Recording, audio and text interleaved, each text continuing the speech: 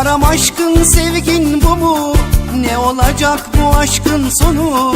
Bir barışır karam bir küsersin, beni böyle divane edersin. Kömür gözler ya bal dudaklar, ya bu endam cilve bu nazlar. O dudaklar helalim haktır, ben de canım bana da günahtır. Bilemem yarını, göremezsem seni şansın yok. Çalarım kapını, başka çarem yok. Al artık koynuna beni karam, günahın boynuna can karam. Anladım sensizlik haram, gel artık insafa be karam.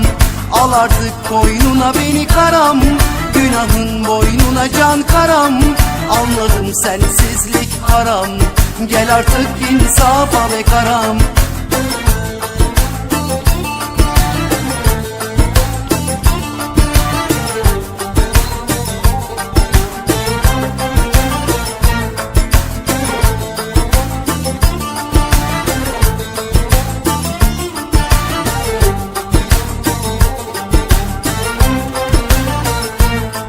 Karam aşkın sevgin bu mu?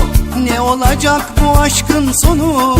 Bir barışır karam bir küsersin, beni böyle divane edersin. Kömür gözler ya bal dudaklar, ya bu endam cilve bu nazlar. O dudaklar helalim haktır, ben de canım bana da günahtır. Bilemem yarını, göremezsem seni şansın yok. Çalarım kapını, başka çarem yok.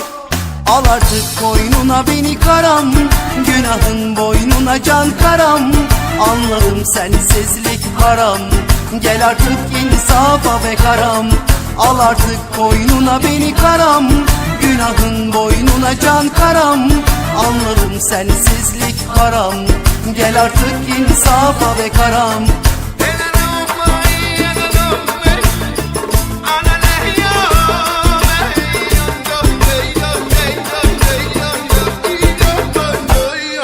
Al artık koynuna beni karam, günahın boynuna can karam. Anladım sensizlik haram, gel artık insafa be karam. Al artık koynuna beni karam, günahın boynuna can karam. Anladım sensizlik haram, gel artık insafa be karam. Al artık koynuna beni karam, günahın boynuna can karam. Anladım sensizlik haram, gel artık insafa be karam.